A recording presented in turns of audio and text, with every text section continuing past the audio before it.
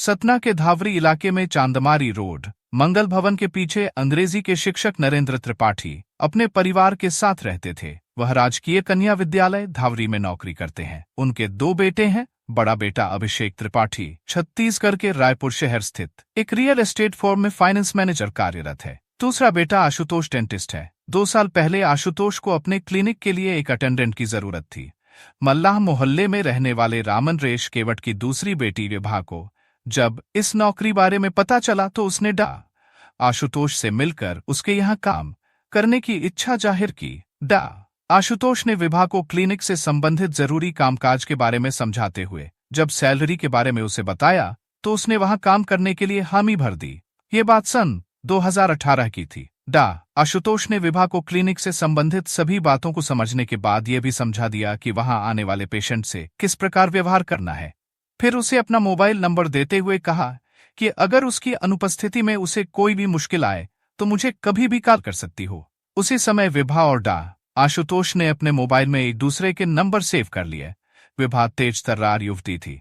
थोड़े ही दिनों में वह सारा काम सीख गई। उसकी कुशलता देखकर आशुतोष भी खुश हुआ। विभा यहाँ काम पाकर पूरी तरह संतुष्ट थी क्योंकि उसके प्रति डॉक्टर का व्यवहार ठीक था। वह वेतन भी टाइम से दे देता था। इस तरह धीरे धीरे समय का पहिया घूमता रहा। साल भर गुजर जाने के बाद डॉक्टर आशुतोष और विभा आपस में काफी घुल मिल गए थे।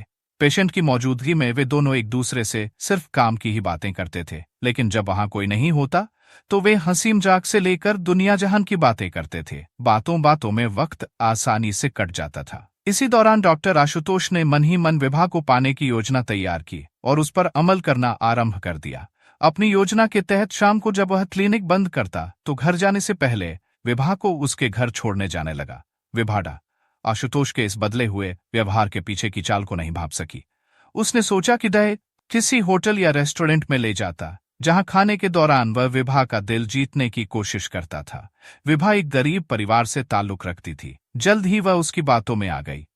आशुतोष ने जब ताड़ लिया कि विभा उसकी इच्छा का विरोध नहीं करेगी तो एक दिन उसने विभा को शादी करने का झांसा देकर उसके साथ शारीरिक संबंध बना लिया। उस दिन के बाद विभा के प्रति आशुतोष का व्यवहार एकदम बदल गया। विभा को खुश रखने के लिए वह उसे महंगे तोहफे आदि देता रहता था ताकि उसकी जिस्मानी जरूरतों को पूरा करने में विभा आनाकानी न करे। एक दिन विभा ने अपनी बड़ी बहन को आशुतोष से अपने अफेयर की बात बता दी और यह भी कहा कि कुछ दिनों के बाद डॉक्टर उससे शादी कर लेगा। इस पर उसकी बहन ने उसे समझाते हुए कहा भी कि अमीर लोग गरीब घर की लड़की से शादी करने की बात अपना मतलब निकालने के लिए करते हैं, कहीं तुम आगे चलकर ठगी न जाओ, इसलिए जितनी जल्दी हो सके शादी कर लो। बहन की बात सुनकर विभा ने उसे जवाब दिया कि उसका प्यार इतना कच्चा नहीं है कि डॉक्टर उससे शादी का बहाना कर आसानी से अपना मुंह फेर ले। उस वक्त कहने के लिए तो विभा ने बड़े ही आत्मविश्वास के साथ अपनी बड़ी बहन को जवाब दे दिया, लेकिन उसी दिन उसने मन में ठान लिया कि वह डॉक्टर से जल्द शादी करने को कहेगी। इसके बाद जब भी आशुतोष विभा को शारीरिक संबंध बनाने के लिए राजी करने की कोशिश करता तो वह उससे पहले शादी करने की बात करती। इतना ही नहीं, जब भी दोनों क्लिनिक में अकेले होते वह उससे शादी करने का दबाव डालना शुरू कर देती थी। आशुतोष एक बड़े परिवार से ताल्लुक रखता था। समाज में उसकी अपनी अच्छी खासी हैसियत थी। उसने तो केवल विभा के साथ मौज मस्ती करने के लिए उससे शादी की बात कही थी।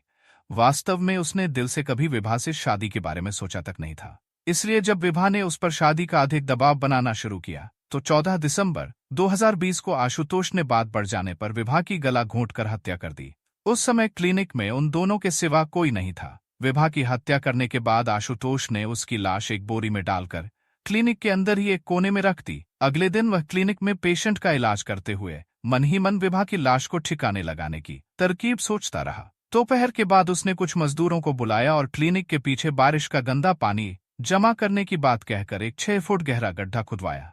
रात को उसने विभा की लाश गड्ढे में डालकर उसके ऊपर नमक डाला, फिर उसके ऊपर नमक डाला, फिर उसके ऊपर नमक डाला, फिर उस पर थोड़ी मिट्टी डाल दी। इसके बाद कहीं से उसने एक कुत्ते की लाश का इंतजाम किया। कुत्ते की लाश को उसी गड्ढे में डालने के बाद उसने उसके ऊपर अच्छी तरह मिट्टी भर दी। कुत्ते की लाश गड्ढे में इसलिए डाली गई कि ताकि विभा की लाश की बदबू आसपास फैलने पर अगर लोग बदबू उठने का कारण पूछे तो वह सबको बता सके कि वहां कुत्ते की लाश दबाई गई है। इस तरह विभा की लाश इस गड्ढे में दबी होने की बात उजागर नहीं होगी। लेकिन पुलिस को विभा की अंतिम काल और उसके मोबाइल फोन की लोकेशन के आधार पर आशुतोष के ऊपर शक हो गया। जब उससे थोड़ी सख्ती बरती गई तो उसने सारा सच उगल दिया। विभा की लाश का डीएनए टेस्ट कराने के लिए सैंपल भी सुरक्षित रख लिया गया ताकि तय हो सके कि लाश विभा की ही थी। विभा की लाश की बरामदगी के बाद इस मामले में हत्या और साजिश की धारा 302, 201 जोड़ दी गई। पुलिस ने आशुतोष त्रिपाठी से पूछताछ करने के बाद उसे गिरफ्तार कर सतना की अदालत में पेश किया गया, जहां से उसे न्यायिक हिरासत में भेज दिया गया।